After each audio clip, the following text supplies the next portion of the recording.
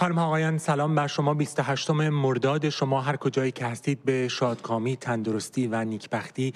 این نخستین مجموعه خبری امروز ماست. علی همدانی هستم، خوش آمدید. محمد سرافراز، رئیس سابق صدا و سیمای حکومتی، در گفتگو با خبرگزاری انتخاب نزدیک به محمد جواد ظریف و آذری جهرمی اسرائیل را تهدید به حمله هسته‌ای کرده و گفته یکی از سناریوهای جمهوری اسلامی برای مقابله با یک حمله نظامی دیگر استفاده از سلاح هسته‌ای است. او در این گفتگو به برشمردن سناریوهای پیش روی جمهوری اسلامی پرداخته. ایران ممکنه که مثلا از سلاح هسته‌ای استفاده کنه، یعنی پروژه محو اسرائیل رو بخواد پیش ببره. یک سناریو این هست که ما بریم به سمت جنگ و استقبال کنیم، چنانچه جریان‌هایی در داخل دارن این رو ترویج میکنن و در واقع نتیجهش یک جنگ پایان و با یه سرنوشت نامعلوم و حتی احتمالاً جنگی که منجر به یک جنگ جهانی بشه وجود خواهد داشت در ادامه این سناریو، چون در بدترین حالتش ایران ممکنه که مثلا از سلاح هسته‌ای استفاده کنه، یعنی پروژه محو اسرائیل رو بخواد پیش ببره و از اون طرف بخواد به پایگاه‌های امریکا در منطقه لطمه بزنه، بخواد در واقع کشورهای اروپایی رو با تهدیدات امنیتی مواجه کنه، بخواد تنگه هرمز رو به نوعی ببنده. این تحصیل کرده دانشگاه امنیتی امام صادق و از اعضای پیشین سپاه پاسداران در شاخه بسیج در بخش دیگری از این گفتگو با رسانه انتخاب گفته اگر یک جنگ بزرگ دیگر در بگیرد قطعاً آمریکا با توان بالایی میآید و دیگر اروپایی ها هم همراهی خواهند کرد و با یک بخش بزرگی از دنیا مواجه خواهیم شد. ببینید، اگر یه جنگ بزرگی در بگیره قطعاً امریکا هم با توان بالایی میاد و دیگه اروپایی ها هم همراهی خواهند کرد و با یه بخش بزرگی از دنیا ما مواجهیم. روس‌ها و چینی‌ها هم نشون دادن که مستقیما درگیر جنگ با ما نمیشن. ممکنه که پشتیبانی هایی بکنن از نظر نظامی، نمیدونم امنیتی و بحث‌های از این قبیل، ولی این جنگ خوش سرنوشتی نخواهد بود برای کشور. رئیس پیشین صدا و سیمای حکومتی در بخش دیگری از اظهارات خود گفت جمهوری اسلامی در یک ابهام هسته‌ای به سر میبرد. او گفت جمهوری اسلامی نمیگوید سلاح هسته‌ای دارد یا ندارد. او دلیل عدم پذیرش بازرسان آژانس را پنهانکاری حکومت اسلامی درباره 400 کیلو اورانیوم غنیسازی شده برای احتمالاً تولید سلاح هسته‌ای دانست. بشنوید. فکر می‌کنم ما الان در شرایط نه جنگ و نه صلح هستیم که شرایط پایداری برای کشور نیست و به نظرم چند تا ویژگی تو این شرایط مهمه. اول اینکه ما در شرایط ابهام هسته‌ای به سر میبریم، یعنی شرایطی که نه رسما اعلام میکنیم که سلاح هسته‌ای داریم و نه مشخصه که سلاح هسته‌ای نداریم. یعنی خب از همین تبلیغات بیرونی هم میشه فهمید، از اینکه مثلا گاهی نمایندگان مجلس یا افرادی که مرتبط با شخصیت‌های کشور هستن علائمی نشون میدن که ما ممکنه اسرائیل رو با سلاح هسته‌ای تهدید بکنیم و از اون ورم مثلا اینکه ما 400 کیلو اورانیوم غنی شده 60% داریم و این به شکل‌های مختلفی اعلام شده، نه البته به شکل رسمی بعد از جنگ، ولی خب اگر شرایط ابهام هسته‌ای نبود خب باید میگفتیم نمایندگان آژانس می آمدن و میگفتیم اینا هر چقدر حالا هست کجاست و چه سرنوشتی داره. وقتی توی حالت ابهام نگه می‌داریم یعنی ابهام از این که می‌خوایم اینا رو به عنوان سلاح هسته‌ای استفاده بکنیم یا نه. پس در شرایط ابهام هسته‌ای هستیم و از یه طرف دیگه از این فرصت استفاده کردیم، زمان خریدیم برای بازسازی قدرت نظامی، قدرت موشکی، قدرت پدافند هوایی و چیزهای از این قبیل که حالا اینم جزء بخش‌های مثبتشه. ولی این چهره پیشین سپاه پاسداران جمهوری اسلامی در بخش دیگری از اظهارات خود به نفوذ اطلاعاتی گسترده اسرائیل در میان مقامات جمهوری اسلامی اشاره کرد و آن را نفوذ اعظم نامید. نفوذی اعظم در کشور وجود داره و بدون یک نفوذی در سطوح بالای امنیتی کشور امکان نداشته این اتفاقات بیفته که همه تعجب میکنن چطور تمام مسائل کشور، تمام رفت آمدهای سران نظامی وجود داشته. متاسفانه بخشی از همین آقایون بعد از توی هول و هوش جنگ اومدن آدرس غلط دادن، گفتن ها مشکل مال واتساپه که تمام نمیدونم این اتفاقات از اینجا رقم خورده و اینا اومدن از این طریق کشف کردن، در حالی که این آدرس غلط دادنه. بعضی از خانواده همین سردارانی که ترور شدن اومدن توضیح دادن که اصلا مثلا پدر ما اصلا موبایل نداشت، اصلا هیچ وقت واتساپ استفاده نمی‌کرد. این آدرس غلط رو متاسفانه در گذشته هم دادن، در ترور هنیه هم دادن، در گذشته‌های دیگه هم دادن. همین هایی که آدرس غلط میدن باید میرفتن سراغشون. شما برای چی دارید آدرس غلط میدید؟ و این محمد سرافراز در بخش دیگری از این گفتگوی بسیار طولانی با خبرگزاری حکومتی انتخاب با اشاره به احتمال فعال شدن مکانیسم ماشه در کنار اجماع جهانی علیه جمهوری اسلامی و نزدیکی دونالد ترامپ و بنیامین نتانیاهو هم چنین گفت: ما با یک برایندی از گرفتاری ها و مشکلات مواجه شدیم. این اصلا سرنوشت به نظر من مطلوبی نخواهد داشت.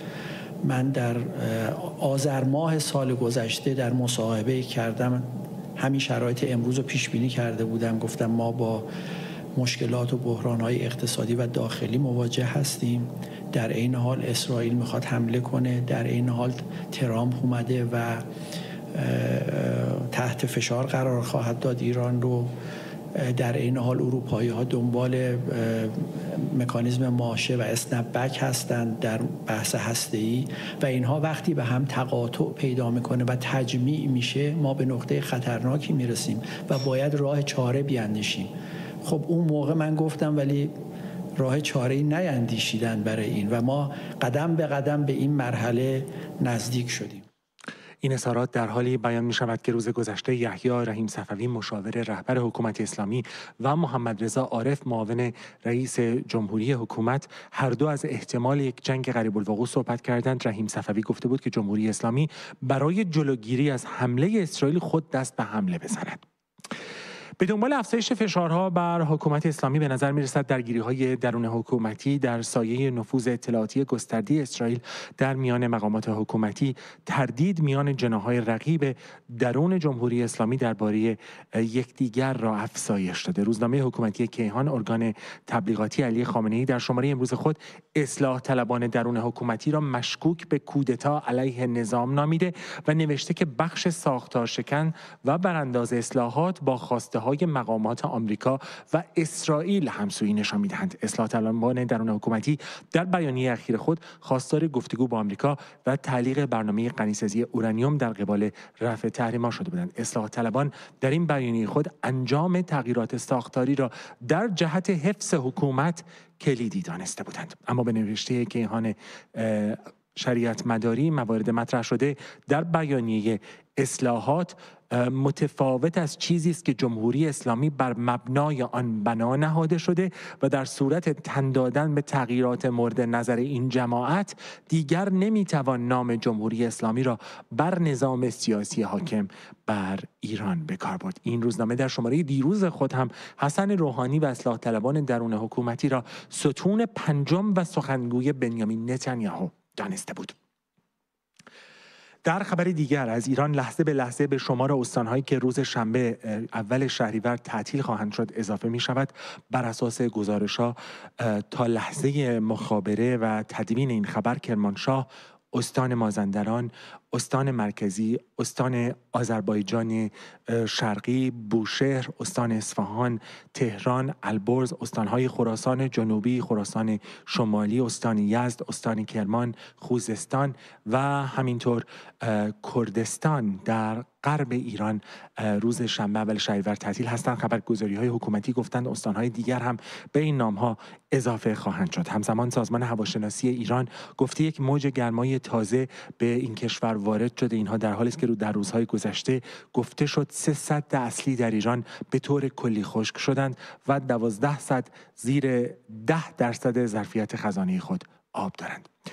همزمان امروز روزنامه حکومتی جمهوری اسلامی گزارش کرده که با آبگیری و افتتاح سد پاشدان در ولایت هرات توسط طالبان افغانستان مسیر رودخانه حریرود بسته شده و مهمترین منبع آب آشامیدنی مشهد یعنی سد دوستی تقریبا خشک و سهمیه آبی که همیشه از حریرود به مشهد میرسید قطع شده. بر اساس آنچه شرکت مدیریت منابع آب گفته، سد دوستی که در مرز ایران و ترکمنستان قرار دارد اکنون تنها نیمی از ذخایر سال گذشته را در خود دارد و به حجم مرده رسیده. این سد در مرز ایران و ترکمنستان است و از رودخانه‌های افغانستان تغذیه می شود. بنابر گزارش‌ها این بحران در پی مسدود شدن مسیر طبیعی رودخانه حریرود از سوی طالبان حاکم بر افغانستان و انحراف آب به سوی این سد تازه در هرات روی داده. رودخانه حریرود پس از گذر از افغانستان به استان خراسان رضوی وارد شده و منبع اصلی تامین آب برای بیش از 2 میلیون نفر در شمال شرقی ایران است. تلویزیون حکومت امروز از طوفان گرد و خاک در استان زاهدان خبر داده. بر اساس گزارش تلویزیون محلی زاهدان، طوفان شدید گرد و خاک در شمال استان سیستان و بلوچستان خانه‌ها را در بخش‌هایی از این استان زیر شن دفن کرده. بر اساس گزارش رسانه‌های حکومتی بر اثر شدت طوفان 1460 نفر به بیمارستان‌ها و کلینیک‌ها در این نقطه از استان سیستان و بلوچستان مراجعه کردند. همزمان گزارش‌ها از قطعی گسترده برق در سراسر ایران هم ادامه دارد. بر اساس گزارش‌ها برخلاف ادعای مقامات حکومت برق بیش از یک بار در روز و برای مدتی طولانی‌تر از 2 ساعت می‌رود. در طول شبانه روز گذشته ما صدها گزارش دریافت کردیم از جای جای ایران که شما از وضعیت بی‌برقی و سوء مدیریت حاکم بر شبکه برق در سراسر ایران گفتید. این گزیده است از آنچه که شما برای ما ارسال کردید. درود به گزارشگر خوب من و تو. امروز 28/5/1404 در روز دوباره برق رو میبرن. تو این اوضاع اقتصادی خراب، داغون، ما که تو ایران جوونی نکردیم، ولی خامنه‌ای مرده تو به درد ما نمیخوره، زنده تو قشنگتره واسه، چون مثل میمون باید توی قفست کنیم و روت موز،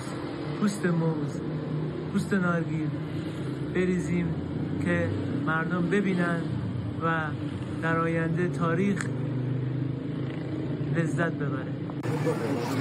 ساعت 9 شب خسته از سر کار باید بیای هر روز با این وضعیت روبرو بشی، همچین کوچه خلوت و تاریکی رو رد کنی با ترس و لرز. این وضعیتی که برای مردم درست کرد، نمیدونم تا کی قراره این وضعیت رو مردم تحمل کنن. فقط بشم میگم خدا لعنتتون کنه که زندگی برای مردم نذاشتیم، کاسبی نذاشتیم. خدا لعنتتون کنه. ببینید اینجا 2.5 ساعت زور بر رفته، الان 7 رفته، الان 9-8 دقیقه هنوز نیومده. یه صحبتی دارم با همه مردم ایران، چه کار بکنن دیگه باید خونمون به جوش بیاد بریزیم تو خیابونا؟ این سوال منه. دارن از این بیرگی ما، از این بی‌تفاوتی ما به نفع خودشون استفاده میکنن و میگن دیدید اسرائیل زد، اسرائیل فکر میکرد مردم ایران ناراضی هن، ایران پشت ولایت فقیه وایساده، ایران مردم پشت بابا منتظر چیم؟ قبض آب ساختمون ما 4 برابر ماه قبل اومده، برقمون 3 برابر ماه قبل اومده. با این حال که توی این ماه روزی 8 ساعت الی 10 ساعت برق نداشتیم، روزی هم 10 ساعت الی 12 ساعت آب نداشتیم، در کنارش اینترنت. و تهدیدمون هم میکنن که اینترنت اگه گرون نشه باید قطع کنیم. توی 12 روز جنگ فقط به نفع اینا همه چیز اتفاق افتاد، هر چی دلشون خواست گرون کردن. مخابرات دید مردم تا توی بدون آنتن بودن 4 تا تلفن زدن، بلا فاصله آبونه مانع 25000 تومانی شد 50000 تومان، 15000 تومانی شد 30000 تومان. چی بشه قراره خونمون به جوش بیاد دیگه؟ چی کارمون کنن؟ برنج 400,000 تومان، لبنیات فلانقدر، ایکس ایگرگ با پای حقوق 10 میلیون تومان. چطوری زنده موندیم؟ صبح تا شب سگدو زدن تو اسنپ. 4 روز دیگه مجبور میشن بنزینم گرون کنن، دهن هممون آسفالت میشه. خدا لعنتت کنه خامنه‌ای، خدا لعنتت کنه. منتظر دریافت گزارش‌های شما از هر گوشه‌ای از ایران که هستید. اینجا هستیم. 0044 7590 899 999. دیرتر هم به گزارش‌هایی که شما برای ما ارسال کردید خواهیم پرداخت. 0044 7590 899 999. اما یک مورد آتش‌سوزی مشکوک دیگر از تهران گزارش شده، آنطور که آتش نشانی تهران تایید کرده. در یک برج مسکونی 25 طبقه در خیابان اردستانی در شهرک غرب تهران آتش‌سوزی رخ داده است. ظاهراً این آتش‌سوزی در طبقه 22 یک واحد مسکونی حدود 90 متری بوده و قسمت اتاق خواب‌ها دیشب به ناگهان شعله‌ور شده که 4 ایستگاه آتش‌نشانی مامورانش رفتند برای نجات افراد. این آتش‌سوزی تلفات جانی نداشته است، اما عده‌ای از افراد دچار دود گرفتگی شده بودند. در طول ماه‌ها و هفته‌های گذشته چندین گزارش پی در پی داشتیم در مورد انواع و اقسام آتش‌سوزی‌ها و انفجارهایی که در برخی از نقاط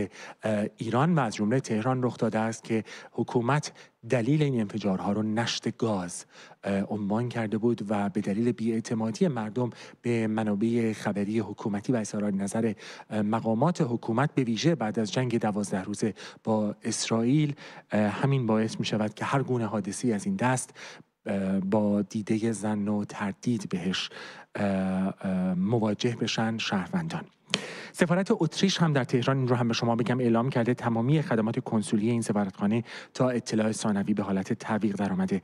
بر اساس اطلاعیه سفارت اتریش در تهران، در شرایط فعلی هیچ درخواست جدیدی پذیرفته نمی شود و پرونده های پیشتر ثبت شده هم قابل پردازش نیستند. همچنین هیچ اطلاعاتی درباره وضعیت مراحل رسیدگی ارائه نخواهد شد. به گفته سفارت تمام وقت‌های رزرو شده برای خدمات کنسولی تا پایان ماه میلادی جاری 31 اوت لغو شده و هیچ جایگزینی برای آنها در نظر گرفته نشده است. متقاضیان گفته شده است که پس از بازگشت شرایط به حالت عادی می توانند وقت جدید رزرو بکنند. در طول روزهای گذشته تعطیلی برخی از سفارتخانه‌های اروپایی و گزارش‌های مرتبط با اون بسیار خبرساز شده بود. اما بپردازیم به خبر مهم بین‌المللی روز که نشست صلح اوکراین بود که روز گذشته در تمام طول ساعت شب و اولین ساعات بامداد امروز در کاخ سفید میان رهبران کشورهای اروپایی، رئیس جمهوری اوکراین و رئیس جمهوری ایالات متحده آمریکا ادامه داشت. ولادیمیر زلنسکی در پایان این نشست و در حالی که از کاخ سفید خارج می‌شد با خبرنگاران سخن گفت و تاکید کرد که با هدف رسیدن به صلح آماده حضور در هر نشست دو جانبه یا سه جانبه با ولادیمیر پوتین است. او گفته مسئله تبادل سرزمینی مسئله است که باید میان او و پوتین حل بشود. آقای زلنسکی در بخشی از اظهارات خود گفت که او حاضر است که با حضور یا بدون حضور رهبران اروپایی با پوتین دیدار بکند. در حالی که این گزارش‌ها منتشر شده است که گزارش‌های مهم و عمده هم هست، اما و با وجود اینکه همه حضار در این نشست ابراز خرسندی کردند و احتمال یک دیدار سه جانبه میان رؤسای جمهوری روسیه، اوکراین و آمریکا را وعده دادند، اما یک سخنگوی کرملین دقایقی پیش در واکنش گفته که روسیه باید تصمیم بگیرد چه کسی برای شرکت در انجام این مذاکرات خواهد رفت. این در حالی است که انتظار این بود که ولادیمیر پوتین برای مذاکرات به آنجا برود. در مذاکرات دوره‌های قبلی از جمله در مذاکرات استانبول، ولادیمیر پوتین در لحظه آخر یک مقام دیگر را برای مذاکرات فرستاده بود. زلنسکی رئیس جمهوری اوکراین بعد از خروج از کاخ سفید به خبرنگاران چنین گفت: ما هیچ تاریخی نداریم. فقط بعد از این نشست سازنده با رئیس جمهور و سپس با همه همکاران و شرکایمان تایید کردیم که آماده برگزاری نشست سه‌جانبه هستیم. و اگر روسیه به رئیس جمهور ایالات متحده نشست دوجانبه‌ای را پیشنهاد دهد، آن وقت نتیجه آن دوجانبه را خواهیم دید و بعد می‌تواند سه‌جانبه شود. بنابراین اوکراین هرگز در مسیر صلح متوقف نخواهد شد. ما برای هر نوع قالبی آماده ایم، اما در سطح رهبران. اما در سطح رهبران این جمله بود که آقای زلنسکی تاکید کرد، شاید به دلیل آنکه یک سخنگوی دیگر کرملین هم دستیار کرملین ببخشید یوری اوشاکوف شامگاه دوشنبه در بیانیه محتاطانه تنها تاکید کرده که ارزش دارد امکان ارتقای سطح نمایندگان روسیه و اوکراین در مذاکرات مورد بررسی قرار بگیرد. از سوی دیگر بعد از پایان این اجلاس کاخ سفید تصاویری رو منتشر کرد از مکالمه تلفنی دونالد ترامپ رئیس جمهوری ایالات متحده آمریکا با ولادیمیر پوتین. گزارش شده که این گفتگوی تلفنی بیش از 40 دقیقه به طول انجامیده. دبیر کل ناتو که در این گفتگوها شرکت کرده است، منظورم گفتگوی رهبران اروپایی دونالد ترامپ و رئیس جمهور زلنسکی، در مصاحبه‌ای به شبکه تلویزیونی فاکس نیوز آمریکا گفته گفتگوهای دیروز بسیار مثبت بوده. او توانست بودجه ناتو را تغییر دهد. سپس او تصمیم گرفت بار دیگر ارسال سلاح به اوکراین را از سر بگیرد. سلاح‌هایی که هزینه آن را اروپایی‌ها پرداخت می‌کنند. او همچنین تعرفه‌های تحریمی ثانویه بر هند اعمال کرد. بنابراین او از یک طرف فشار وارد می‌کند و از طرف دیگر به دنبال راههایی برای حل این موضوع و پایان دادن به جنگ است. ما درباره تضمین‌های امنیتی گفتگو کردیم و بعد درباره دیدار سه‌جانبه صحبت می‌کنیم. او توانست در گفتگویی با رئیس جمهور پوتین موافقت او را برای نخستین دیدار میان پوتین و زلنسکی جلب کند. در همین حال رئیس کمیسیون اروپا هم در توییتی بار دیگر بر درخواست خود برای بازگرداندن کودکان مفقود اوکراینی تاکید کرده. او گفته هزینه انسانی این جنگ باید پایان یابد و این یعنی هر کودک اوکراینی که توسط روسیه ربوده شده باید به خانواده‌اش بازگردانده شود. این پیام در پاسخ به توییت دونالد ترامپ شب گذشته منتشر شد. ترامپ گفته بود موضوع کودکان مفقود و ربوده شده در سراسر جهان به ویژه برای بانوی اول آمریکا ملانیا ترامپ اهمیت ویژه‌ای دارد. کیر استارمر نخست وزیر بریتانیا هم گفته که از نتایج نشست برگزار شده بسیار خرسند است، به ویژه از پیشرفتی که رهبران در دو حوزه به دست آوردند: دستیابی به توافق در تضمین‌های امنیتی و حرکت واقعی رو به جلو در زمینه نشست‌های دو جانبه و سه جانبه. او گفته این همان چیزی بود که می‌خواستم امروز رخ بدهد و واقعا خوشحالم که به اینجا رسیدیم. در واکنش به نگرانی‌ها مبنی بر اینکه دیپلماسی پیرامون جنگ اوکراین به نوعی امتیازدهی آمریکا به روسیه تبدیل شده، آقای استرمر گفته مهمترین نکته تمرکز بر نتایج روز گذشته است، چرا که معتقدم این نتایج باعث اطمینان خاطر مردم در اروپا، اوکراین و به ویژه در بریتانیا خواهد شد. در مورد پذیرایی رسمی از ولادیمیر پوتین در آلاسکا طی روزهای گذشته، نخست وزیر بریتانیا گفت من از تلاش‌های رئیس جمهور ترامپ برای دستیابی به نتایجی پایدار و حل مسالمت آمیز این درگیری‌ها حمایت می‌کنم.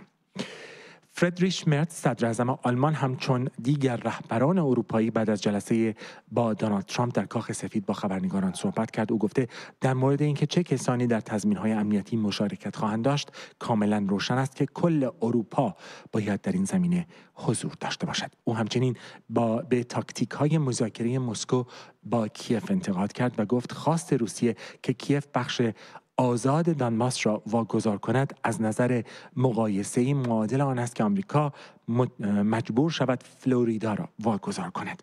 امانوئل مکرون رئیس جمهوری فرانسه، یکی دیگر از رهبران اروپایی که امروز در کاخ سفید حضور داشت، منظورم امروز به وقت آمریکاست یا صبح امروز به وقت آمریکا و شب گذشته به وقت ایالات متحده ببخشید، او گفته که ما به ارتش قوی در اوکراین نیاز داریم و باید به اوکراین در زمینه حضور نیروهای زمینی کمک کنیم. همچنین به عملیات صلحبانی هم نیاز خواهیم داشت که متحدان اوکراین حاضر به تامین آن هستند. اما درباره تضمین امنیتی که بارها درباره‌اش صحبت شده است هم بسیار گفتگو شده. مارکو روبیو وزیر خارجه آمریکا ساعتی بعد از مذاکرات در کاخ سفید در گفتگو با شبکه فاکس نیوز گفت که دولت آمریکا از این نشست راضی است و آن را موفقیت‌آمیز می‌داند. فکر می‌کنم کل ماجرا یه لحظه بزرگ و واقعاً بی سابقه بود. وقتی به این فکر کنید که همه این رهبران اروپایی اینجا آمدند و همگی یک حرف مشترک زدند، اینکه بعد از 3 سال بنبست و نبود گفتگو و نبود تغییر در شرایط، این نخستین بار است که به نظر میرسه حرکتی در کار است. ببینید، این یک جنگ پیچیده است، شکی در اون نیست. یعنی این جنگ 3.5 سال ادامه داشته. افراد زیادی کشته شدند، سرزمین‌های زیادی دست به دست شده است. بنابراین چیزی نیست که به آسانی حل و فسخ شود. و حالا شما می‌بینید که مردم واقعاً درباره مسیرهایی برای پایان دادن به آن صحبت می‌کنند. البته این نیازمند کار و زمان بیشتری خواهد بود. مارکو روبیو گفته است که هم روسیه و هم اوکراین برای دستیابی به توافق صلح ناچار خواهند بود امتیازات ارزی بدهند. روبیو گفته این کار آسانی نیست و شاید حتی عادلانه هم نباشد، اما لازمه پایان دادن به جنگ است. او یادآور شده که در نشست هفته گذشته دونالد ترامپ و ولادیمیر پوتین در این باره صحبت کردند و خود مارکو روبیو آنجا حاضر بوده. آقای روبیو تاکید کرده که تعیین خطوط مرزی بر عهده ولادیمیر پوتین و ولادیمیر زلنسکی خواهد بود و نقش آمریکا تضمین برقراری ارتباط میان دو طرف است. او گفته ما برای تسهیل این روند حضور خواهیم داشت. آقای روبیو همچنین گفته آمریکا در حال همکاری با متحدان اروپایی و همچنین کشورهای غیر اروپایی برای ایجاد یک تضمین امنیتی برای اوکراین است. هر کشور مستقل در جهان حق دارد با کشورهای دیگر وارد اتحادهای امنیتی شود. می‌دانید این موضوع فقط مربوط به ناتو نیست. ما چنین اتحادهایی با کره جنوبی داریم، با ژاپن هم داریم. بنابراین فکر می‌کنم همه این موضوع را می‌پذیرند، از جمله برای نخستین بار طرف روسی نیز تحت فشار یا به پیشنهاد دونالد ترامپ که اوکراین پس از پایان جنگ حق دارد با کشورهای دیگر توافق‌های امنیتی امضا کند و ما با متحدان اروپایی خود و حتی کشورهای غیر اروپایی برای ایجاد چنین تضمین امنیتی کار خواهیم کرد. این مسئله باید پس از توافق صلح برقرار شود تا اوکراین بتواند با احساس امنیت به مسیر خود ادامه دهد. بله، کشورهای متعددی آماده اند که برای اوکراین تضمین‌های امنیتی فراهم کنند، اما همانطور که خود اوکراینی‌ها به ما گفتند و به گمانم علنا هم گفتند، قوی‌ترین تضمین امنیتی آینده آنها داشتن ارتشی نیرومند است. ما دیگر به اوکراین سلاح نمی‌دهیم، دیگر به اوکراین پول نمی‌دهیم. اکنون ما سلاح به آنها می‌فروشیم و کشورهای اروپایی از طریق ناتو هزینه آن را می‌پردازند. به بحث اوکراین در بخش‌های بعدی خبر هم مفصلاً خواهیم پرداخت، اما اجازه بدید که بازگردیم به ایران و همراه بشیم با گزارش‌هایی که شما برای ما فرستادید. از طوفان گرد و غبار برای شما گفتیم در استان سیستان و بلوچستان، اما شهروندی که برای ما گزارشی رو که خواهیم دید فرستاده از آلودگی شدید هوا در اهواز میگه. امروز 27/5/1404 شهر اهواز. شما فقط آلودگی هوا را اگه اشتراک ماشین من ببینید متوجه میشید چه خبره. آلودگی رو ببینید شما، اصلا مشخص نیست، لحظه به لحظه داره بدتر میشه این آلودگی. اینقدر هوا آلوده است، اینقدر هوا کثیفه، اینقدر هوا داغونه که من جوون سینم درد گرفته، چشام داره میسوزه. به قدری هوا آلوده و کثافته که اصلا مشخص نیست چی کار دارن میکنن اینا. چه مازوتی داری میسوزونی، چه کاری داری انجام میدی که هنوز مشکل برق داری، هنوز هوا اینقدر آلوده، اینقدر شما اصلا نگاه کلا سفیده. من نمیدونم تو تصویر مشخصه یا نه، ولی واقعا نمیتونیم نفس بکشیم. منتظر دریافت گزارش‌های بیشتر از شما در این زمینه از شهر اهواز و استان خوزستان هستین، اما همزمان با بحران انرژی و کمبود شدید آب و برق از سوی دیگر مشکلات اقتصادی هم در ایران ادامه دارد. گزارش‌های متعددی درباره تورم ما دریافت کردیم، این گزارش رو تماشا کنیم. به نام خدا، این بزرگوار که می‌بینید لوبیا چیتی هست، 900 گرمی، 478,500 تومان. بنده سال 78 دقیقاً 26 سال پیش این پلاک زمین که 185 متر هست با 3 تا دونه از این لوبیا چیتی‌ها خریدم. دیگه خودتون ببینید که تورم با این مملکت چیکار میکنه. این گزارش‌ها میگیرم واسه گزارشگر خوبه من و تو. سپاسگزارم که این کار رو کردید. گزارش بعدی ما از شهروندیه که میگه ماهی بیش از 2 میلیون تومان به بیمه پرداخت میکنه به عنوان حق بیمه به تامین اجتماعی و مشخص نیست تامین اجتماعی با این پولا چیکار میکنه. سلام، امروز من به دلیل سرماخوردگی و عفونتی که تو بدنم وجود داشت به دکتر مراجعه کردم. این نسخه رو به من دادن. حالا بماند که نسخه دکتر عمومی شده هلوش 400 خورده هزار تومان با بیمه تامین اجتماعی 200,000 تومان من پرداخت کردم. داروام هم چیز خاصی نبود. آدولت کلد دادن، همچون که تو اینجا مشخصه آزیترومایسین دادن و یه دونم چون گفتم خوابم مختل شده یه دونم قرص آلپرازالون. بیمه تامین اجتماعی هستم. 2,200,000 ماهانه دارم پرداخت میکنم به عنوان شخص خودم، زنان خانه‌دار، و از این 2,400 فقط یک قلم، اونم قرص آلپرازالون جزء بیمه بوده، 9,000 تومان سهم بیمه بنده شده و پرداختی من 94,200 تومان بوده. میگم چرا؟ خب بقیه داروها حساب نمیشه. میگه خب شما بالای 12 سالی، سرماخوردگی جزء بیمه تامین اجتماعی حساب نمیشه. سونوگرافی جدیداً جزء بیمه حساب نمیشه، یعنی نمیتونیم از کد رهگیری‌های نسخه استفاده بکنیم. من نمیدونم تامین اجتماعی دقیقاً داره با این پولی که از ما میگیره چه خدماتی میده. جراحی ها بیمارستان‌های کم میریم اکثرا یا باید حتما دولتی بریم تا بتونیم ازش استفاده بکنیم که اونجاها مثلا نوبتی پیدا نمیشه، 3 ماه 4 ماه هر نوبتشونه.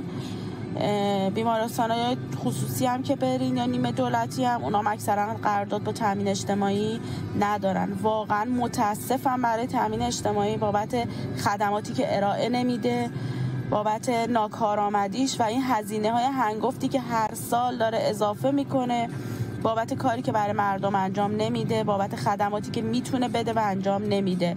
من نمیدونم قرص سرماخوردگی رو مثلا چرا نباید ببره، اسمش روش سرماخوردگی. به من میگه چون شما بالای 12 سال هستید، اگر زیر 12 سال بودید تو بیمه‌تون حساب میشد، الان چون نیستید تو بیمه حساب نمیشه.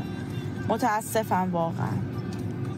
اجازه بدید که سفری هم بکنیم به شیراز. گشت سفر خوشایندی نخواهد بود به دلیل اینکه یک ویدیوست از کودکی زباله‌گرد و شهروندی که خطاب به مسئولان جمهوری اسلامی پرسیده کودکان غزه گرسنن.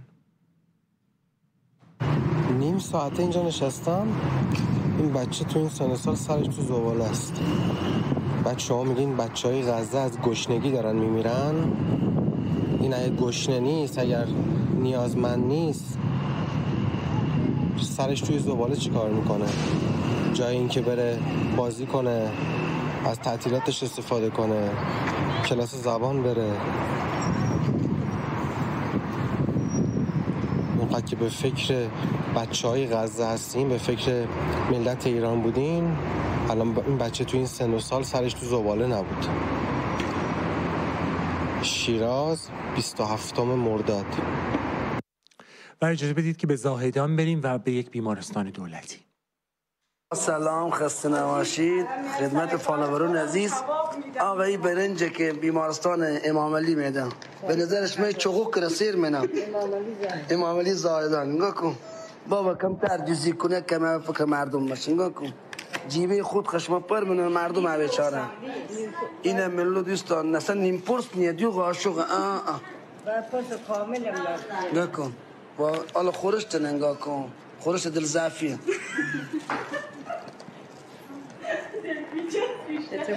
نگاه کنه نو انیاده که دقل خیلی نو خدا پشت گیره ورخه دوستان قضاوت خیلی خوش مثلا نگاه کنه بیمارستان مقصره یا ما این قضا دست نگاه کنه اینجا نگاه کنه زیری معلوم بشه نگاه کنه این برنج ممنون آدم بزرگسال کافیه برای این نفسه من علی رسیرم نه سپاسگزارم از همه شما شهروندان که گزارشگران این رسانه هستید و از جای جای ایران برای ما گزارش میفرستید. همچنان میتونید این کار رو انجام بدید. 0044 75 90 899 999 از طریق واتساپ و تلگرام.